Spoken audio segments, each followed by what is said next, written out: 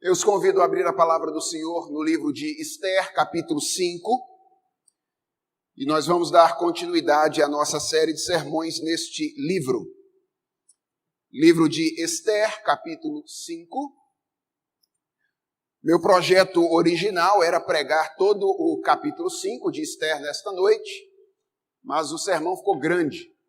Então, nós vamos cortar o texto, vamos lidar com os 8 primeiros versículos, uma primeira grande cena hoje. Então, no próximo sermão, nós lidaremos com o restante da narrativa deste capítulo. Esther, capítulo 5, versos 1 a 8. Eu vou fazer a leitura da passagem, peço aos irmãos que acompanhem e recebam com fé esta que é a palavra do nosso Senhor. Ela diz assim: Ao terceiro dia, Esther se aprontou com seus trajes reais e se pôs no pátio interior da casa do rei, defronte da residência do rei. O rei estava assentado no seu trono real, fronteiro à porta da residência. Quando o rei viu a rainha Esther parada no pátio, alcançou ela favor perante ele. Estendeu o rei para Esther o cetro de ouro que tinha na mão. Esther se chegou e tocou a ponta do cetro. Então lhe disse o rei: Que é o que tens, rainha Esther? Ou qual é a tua petição? Até metade do reino se te dará.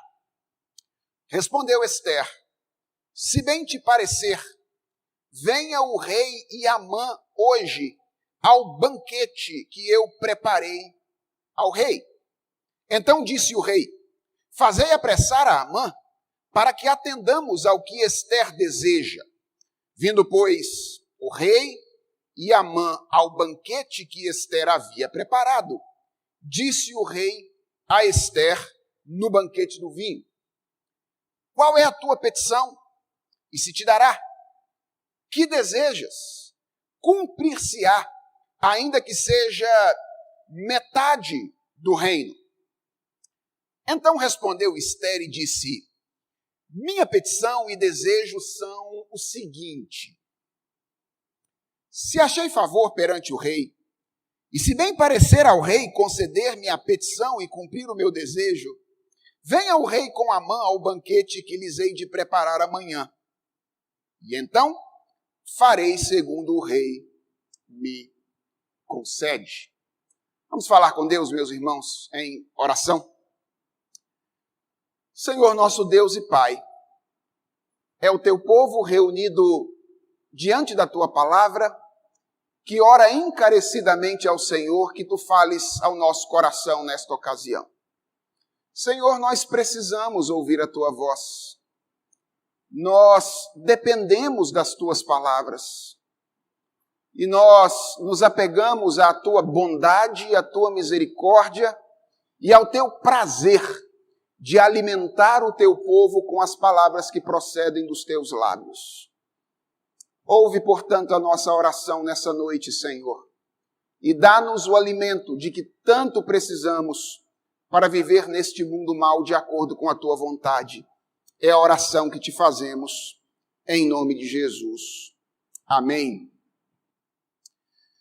Irmãos, na fé cristã, existem algumas coisas que são muito fáceis de serem compreendidas, mas existem outras que são difíceis de compreender. Tão difíceis que os teólogos costumam chamar essas coisas de mistério. Uma dessas coisas difíceis é a relação entre a soberania de Deus e a responsabilidade humana. De um lado, a verdade de que tudo o que acontece é cumprimento do decreto de Deus. E de outro, a de que as decisões humanas são livres e, portanto, responsáveis. Essa, definitivamente, não é uma questão fácil de se compreender, de se harmonizar na nossa cabeça. E existem pelo menos 3 maneiras diferentes de lidar com esse mistério. Alguns, ao longo da história, tentam resolvê-lo. Ao longo da história da igreja, muitas pessoas procuraram caminhos alternativos para tentar harmonizar essas duas verdades. E geralmente, quem tentou esse caminho caiu numa heresia. Ou diminuiu Deus, ou divinizou o homem. Uma outra tentativa comum é ignorar o mistério. Algumas pessoas fazem isso. Elas dizem, para que discutir esses assuntos? Questões de natureza teológica não são questões de aplicação imediata na nossa vida, dizem alguns. Então é melhor ignorar a existência desse mistério e deixar de falar sobre ele. Mas há uma terceira maneira de lidar com esse mistério, que é assumi-lo. E é isso que tem feito a maior parte da tradição cristã ao longo da história.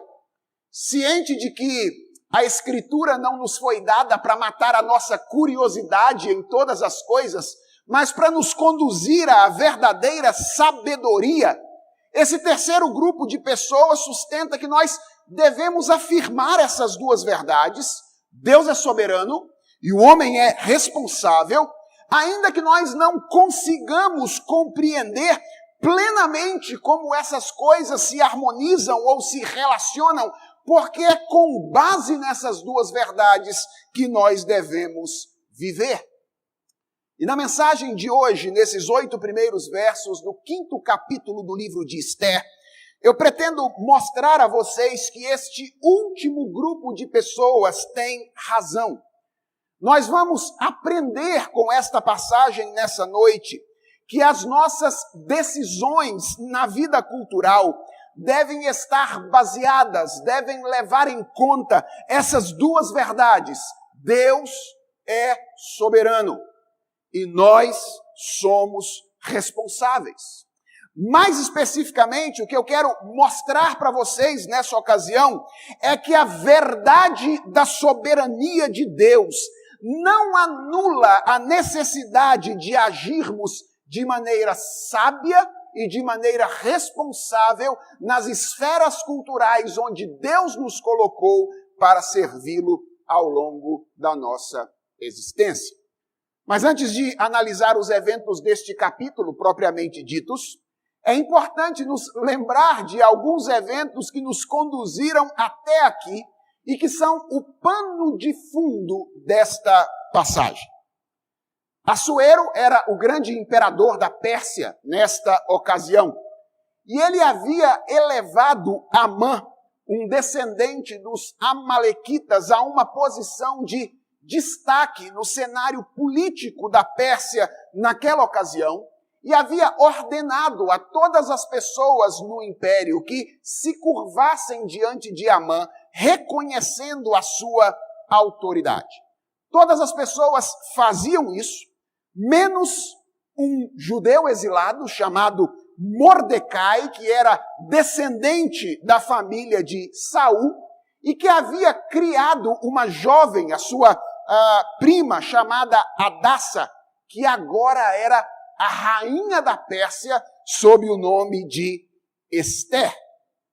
Amã percebeu isso, e Mordecai se recusava a conceder-lhe publicamente a honra que lhe era devida mediante o decreto de Assuero, e ficou furioso.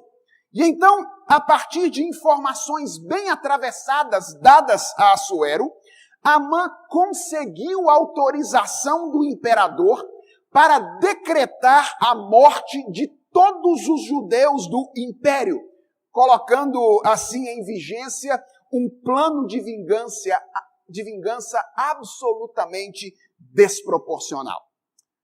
Mordecai, nós vimos isso no capítulo 4, e todos os judeus que estavam fora do palácio tomaram conhecimento desse decreto de Assuero e de Amã, e como era de se esperar, reagiram a ele com profunda tristeza, enquanto, a princípio, dentro do palácio, Esther desconhecia completamente aquilo que se passava fora dele.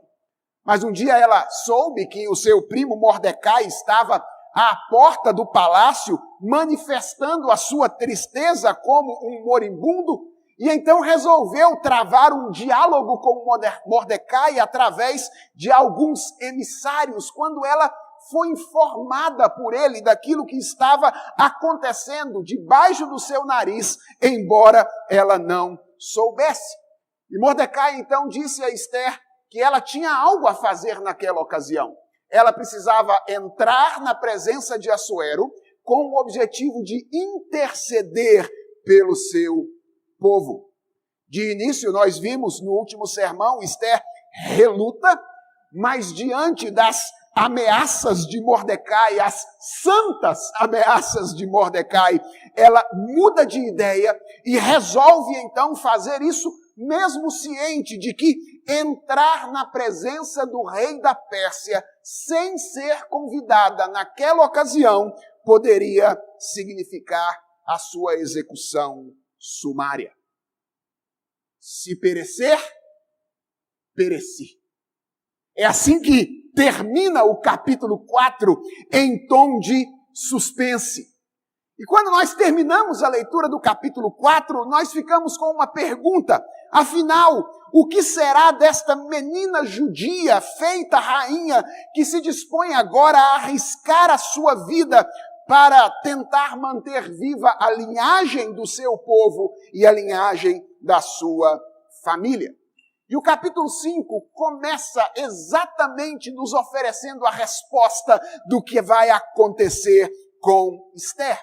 E a primeira coisa que nós vemos acontecer aqui é que Esther acha graça diante de Assuero. Ou seria diante de Deus? O texto começa dizendo que ao terceiro dia, depois do tempo de jejum que Esther havia combinado com Mordecai, Esther cumpre a sua palavra e vai ter com Assuero. O texto registra que ele estava assentado no trono real, e segundo alguns estudiosos, o imperador persa, nesta época, costumava ser ladeado por soldados que empunhavam armas semelhantes a um machado. E eles estavam ali porque eles estavam prontos a uma palavra do rei a cumprir a sentença de morte contra qualquer pessoa que adentrasse aquele recinto sem ter sido convidada. Você pode imaginar o coração e as pernas trêmulas de Esther indo em direção a Assuero nesta ocasião. Uma sentença de morte a aguardava. Mas o texto diz que não foi isso que aconteceu com Esther. O verso de número 2 diz que quando Assuero a viu parada no pátio, ele estendeu para ela o cetro de ouro. E como nós somos informados no capítulo anterior, esse era o sinal de misericórdia, esse era o sinal de graça. Era a demonstração do rei de que aquela pessoa que havia entrado, embora não tivesse sido convidada, seria aceita e seria recebida por ele. Então Esther se aproxima de Assuero, toca a ponta do cetro, cumprindo assim o ritual de entrada na presença do rei naquela ocasião. As portas estavam abertas. O caminho estava pavimentado.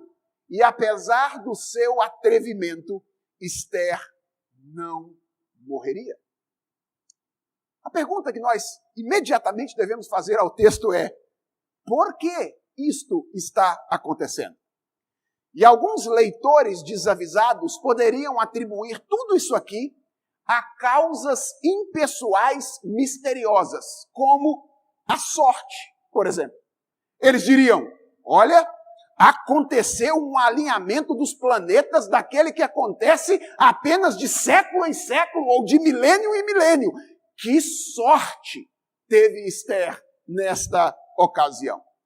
Outros talvez apelassem para causas menos misteriosas, como, por exemplo, os próprios afetos de Assuero.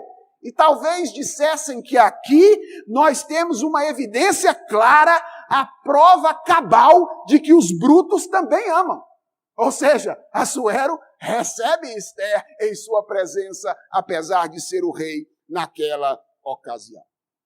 Mas, irmãos, nós que pensamos a partir da Escritura Sagrada, nós sabemos que os eventos da história, eles não podem ser lidos apenas numa perspectiva horizontal.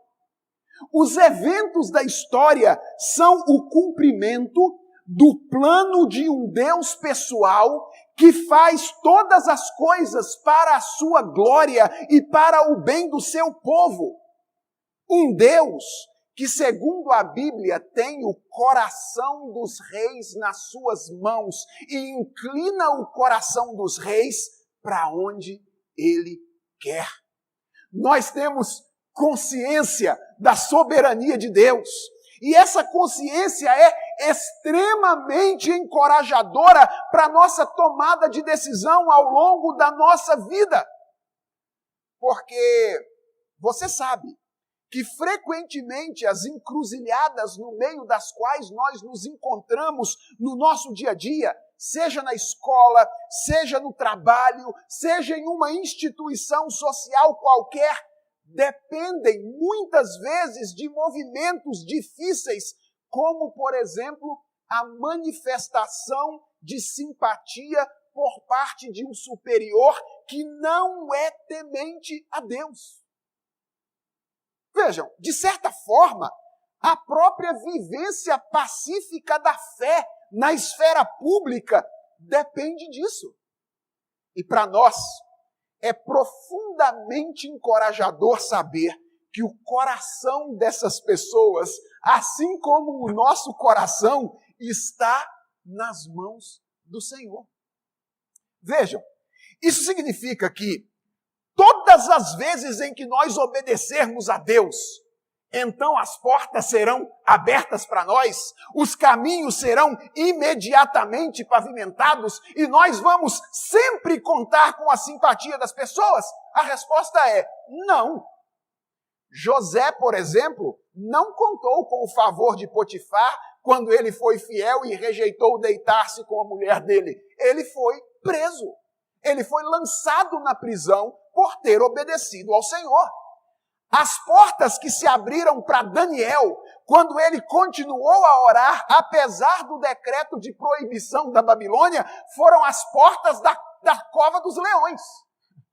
José foi lançado na prisão, Daniel foi lançado na cova dos leões, e essas coisas também podem acontecer conosco quando nós decidimos obedecer a Deus no contexto da cultura.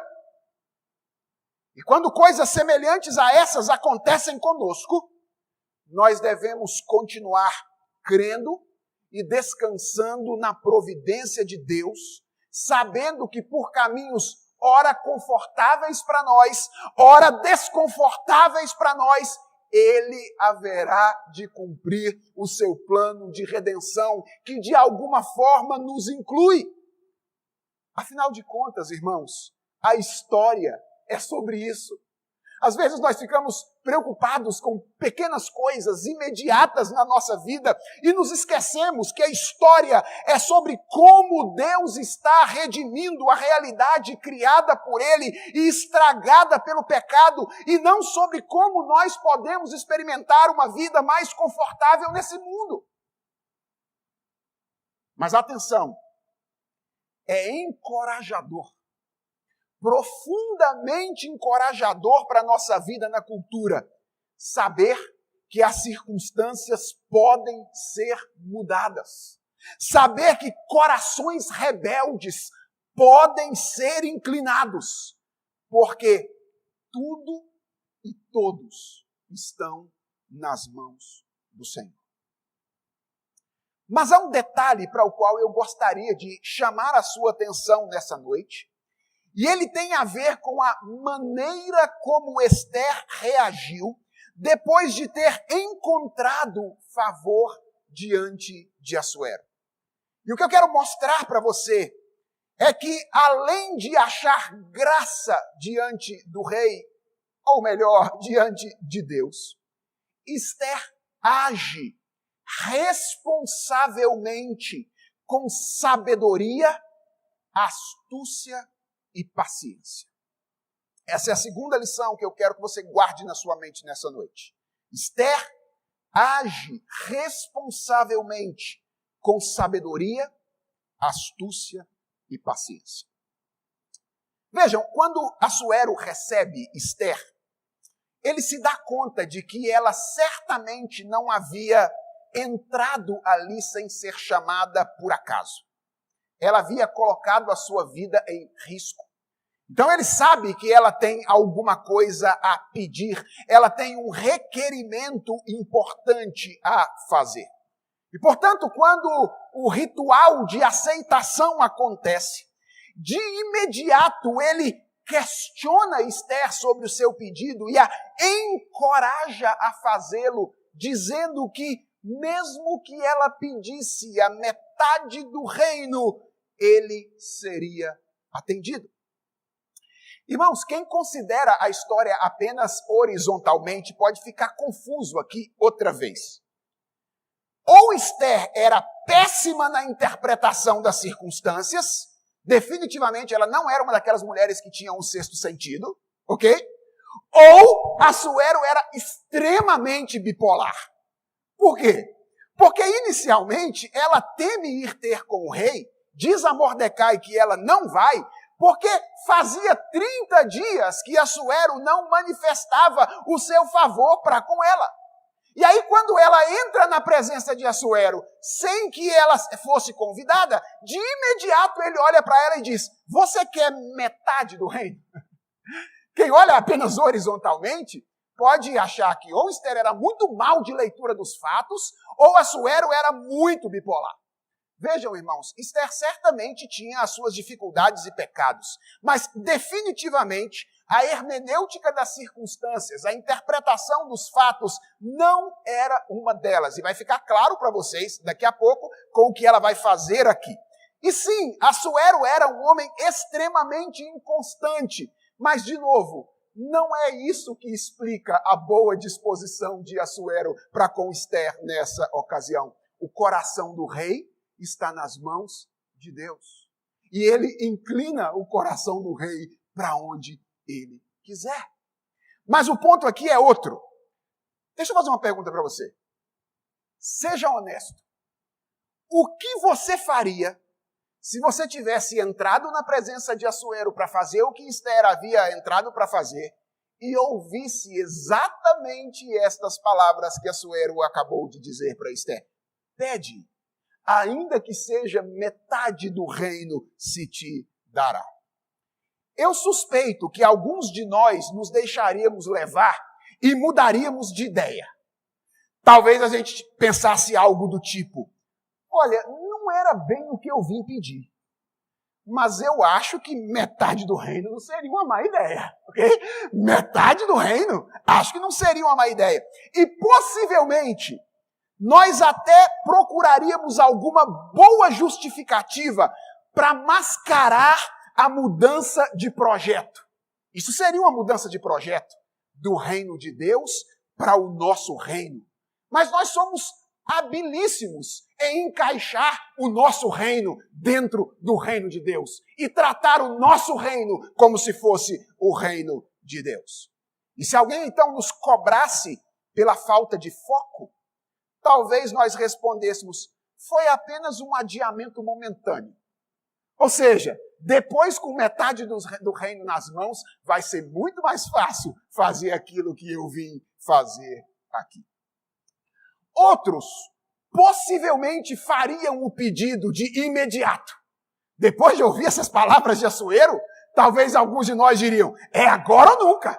E mandariam ver, fariam o pedido que foram levar a Assuero nessa ocasião. Mas o que me chama a atenção é que Esther não faz nenhuma dessas coisas. Esther toma um caminho surpreendente que de imediato pode parecer uma espécie de enrolação resultante da falta de coragem, mas que, na verdade, é a execução de um planejamento muito bem articulado. Quando Assuero olha para ela e diz, faz o seu pedido, então ela diz, se bem te parecer, verso 4, venha o rei Amã hoje ao banquete que eu preparei ao rei. Perceba algumas coisas. Perceba o cuidado no preparo. Esther tinha um plano. Enquanto ela estava na sala real, as cozinheiras estavam preparando um banquete na cozinha. Ela não havia entrado naquela sala espiritualmente despreparada, e ela não havia entrado naquela sala planificadoramente despreparada. Ela tinha um projeto. Perceba a prudência no uso da linguagem.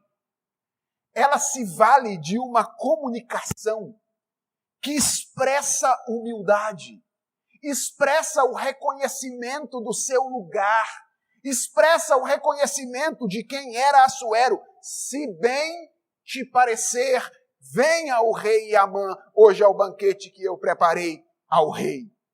E perceba a sagacidade da proposta. Ela trabalha com algo do qual Assuero gostava. O que ele foi fazer mesmo depois que a Suzã ficou em confusão com o decreto de Amã? Ele foi tomar vinho e comer com o seu amigo lá nos jardins do palácio. O que Esther está fazendo aqui? Está trabalhando com algo que apetece de alguma forma o coração de Assuero. Ela convida o rei e Amã para um jantar político. Quem era ela? Rainha. Qual era o trabalho dela? Fazer política. E o que é que ela faz? Ela convoca um jantar político. Assuero aceita o convite e manda apressar Amã para que ambos pudessem desfrutar daquele banquete. E no verso que nos traz essa informação, que é o verso de número 5, nós temos aqui uma construção textual que confirma aquilo que eu tenho dito até aqui, que Esther sabia exatamente o que ela estava fazendo, que esse negócio de retardar a revelação do pedido não é uma enrolação que aponta para fuga, para falta de coragem, mas é uma estratégia consciente de um plano muito bem elaborado. Aonde você lê aí no verso de número 15, ou número 5, fazei apressar Amã, e preste atenção para essa expressão, para atender ao que Esther deseja, literalmente você poderia ler, para que façamos conforme a palavra de Esther. Ou seja, o texto é escrito de modo relativamente irônico para mostrar que por caminhos alternativos Esther está assumindo o controle da situação. Para fazermos conforme a palavra de Esther. De maneira sutil. Através das habilidades que Deus a tinha dado e do trabalho que Deus a concedeu a fazer, que era o trabalho da política no reino da Pérsia naquela ocasião, Esther está tomando conta das circunstâncias nessa ocasião. E o texto diz que Assuero e Amã vão ao banquete, e no meio dele, entre um gole e outro de vinho, o rei se recorda daquilo que havia acontecido antes. Que Esther havia adentrado o palácio real naquela ocasião sem ser chamada, colocando a sua vida em risco. E que isso certamente não teria sido apenas para convidá-lo para um banquete. O rei não era bobo. Ele sabia que aquele banquete era para que Esther pudesse dizer alguma coisa especial. E então, pela segunda vez, Assuero encoraja Esther a fazer o seu requerimento. Qual é a tua petição? Diz Assuero. O que desejas cumprir-se-á, ainda que seja metade do reino. E aí você olha para essas palavras de Assuero e diz, é agora. Agora vai. Ele já prometeu uma vez, e agora a segunda vez ele promete que até metade do reino Esther teria se fizesse o pedido. A nossa tendência é olhar para essa passagem e dizer, esse é o momento, o vinho está servido, o rei está propenso à generosidade e pela segunda vez ele se compromete através de palavras em atender a solicitação de Esther. E a maneira como o narrador nos apresenta a resposta de Esther aqui, irmãos, sugere que talvez ela mesmo tenha ficado com alguma dúvida nessa ocasião. Até ela. Dê uma olhada na maneira como o texto registra isso. Sabe quando você começa a dizer um negócio e aí fica em dúvida, tem que engolir as palavras? É mais ou menos isso, essa maneira como o texto registra aqui. Olha o verso 7. Ela começa dizendo, minha petição e o meu desejo são o seguinte. E aí parece que ela dá aquela engolida seco e diz, se achei favor perante o rei, e se bem parecer ao rei conceder-me a petição e cumprir o meu desejo, venha o rei com a mão o banquete que lhes hei de preparar amanhã, e então farei segundo o rei me concede. O que Esther está fazendo aqui? Cozinhando o galo em água quente. Quanta astúcia! Irmãos, Esther sabia que estava lidando com uma situação delicada. O pedido que Esther tinha para fazer incluía algo que não acostumava acontecer com frequência. Era a revogação de um decreto que saíra de Suzã, selado com o anel do rei. Na Pérsia, leis não eram revogadas. Esther sabe que está lidando com algo difícil. Ela sabe que está lidando com uma pessoa instável, que com a mesma facilidade que havia estendido o cetro para ela naquele dia, poderia decretar a sua morte. E lembre-se de um detalhe que às vezes nos passa percebido. Esther precisaria revelar a sua identidade ainda não revelada a Assuero.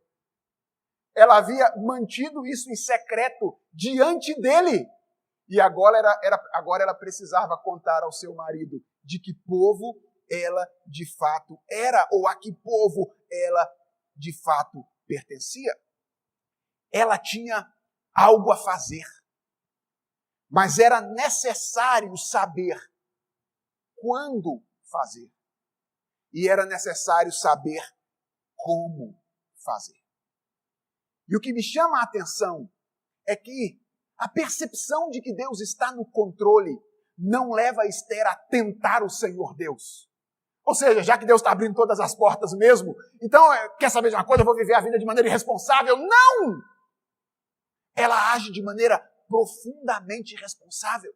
Age de maneira perita, com sabedoria, com astúcia, com paciência. E ela vai conduzindo esta situação para uma condição em que o rei estivesse absolutamente comprometido. Irmãos, se Assuero aceitasse o convite de Esther, nesta ocasião, ele teria colocado publicamente a terceira assinatura no cheque em branco colocado nas mãos de Esther. Quanta sabedoria, quanta responsabilidade, quanta percepção de que saber que Deus reina não nos conduz a viver uma vida irresponsável tentando o Senhor nosso Deus. Mais à frente nós vamos perceber, na continuidade da exposição deste livro, que a soberania de Deus ainda resguardava algumas surpresas. Nós vamos descobrir isso nas próximas exposições. Hoje, nesta noite, o que nos importa aprender é que em nossa tomada de decisão na vida cultural, em primeiro lugar, nós devemos confiar profundamente na soberania de Deus. Deus reina.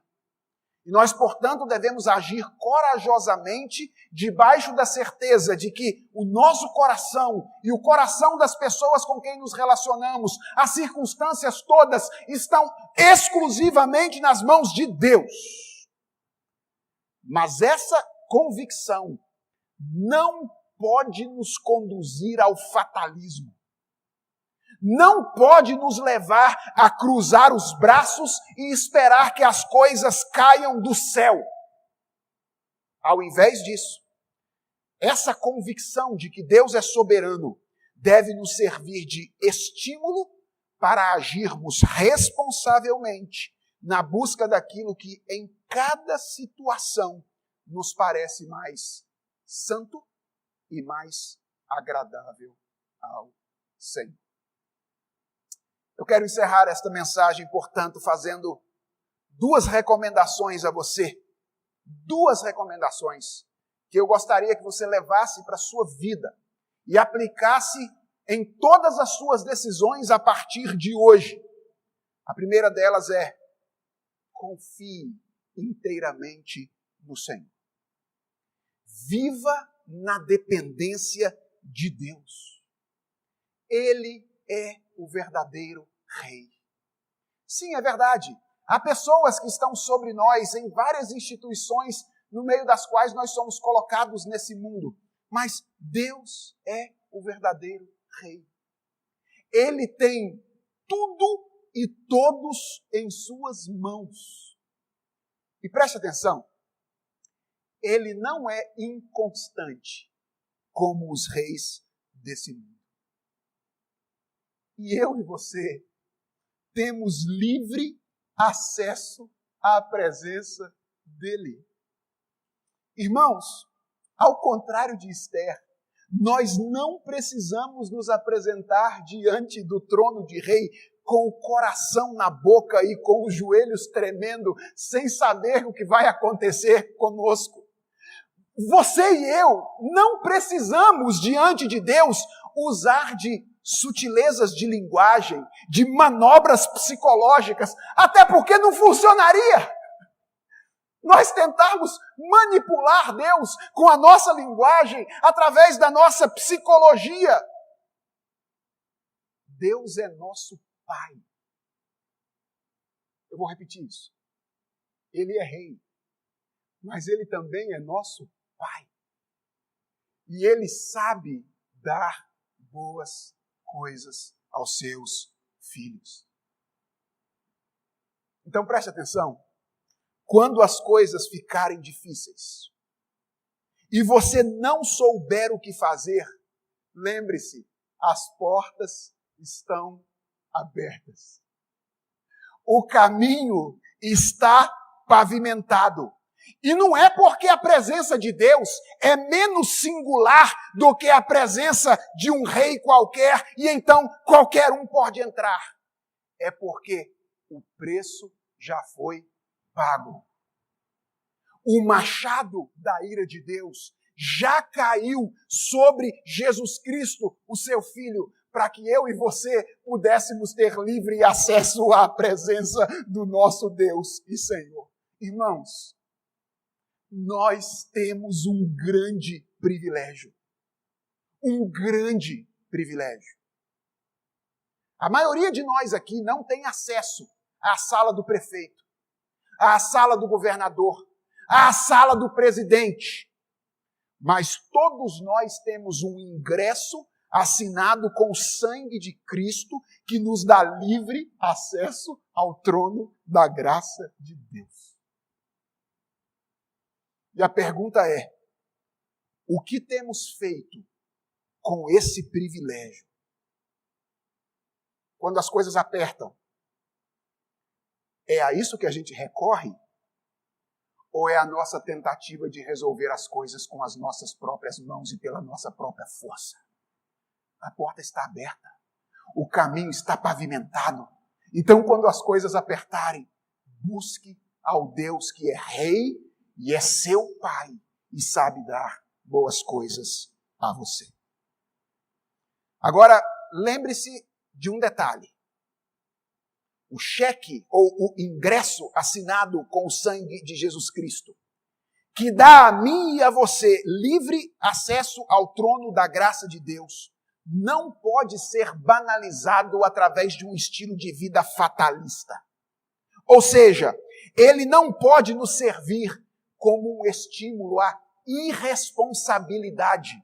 Ele não pode nos servir como um estímulo à inércia. Ou seja, lá na frente Deus vai fazer tudo conforme Ele desejou mesmo. Então quer saber de uma coisa? Eu não vou viver de maneira responsável aqui atrás.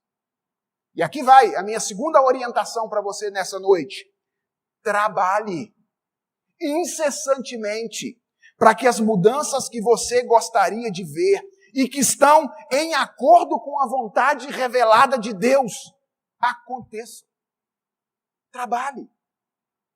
Nós vivemos na cultura da manifestação. Não é verdade? Há manifestação para todo lado. Porque a coisa está ruim aqui, a igreja não é aquilo que ela deveria ser, porque o nosso país não é tão bom, porque a cultura em que a gente vive é muito ruim. E a gente fica manifestando, falando o tempo inteiro. As pessoas acham que vão resolver os problemas postando a sua indignação nas redes sociais. Deixa eu dizer uma coisa a você. Você de fato acredita que é importante lutar por alguma coisa para que os valores de Deus sejam antecipados aqui nesse mundo? Você quer que a sua igreja seja melhor? Quer que o seu país seja melhor? Quer que a cultura no meio da qual você vive seja melhor? Quer que o seu trabalho seja melhor? Quer que a sua escola seja melhor? Então para de ficar só reclamando na internet. Faz alguma coisa. Além de ficar dizendo essas coisas na internet, faça algo na vida.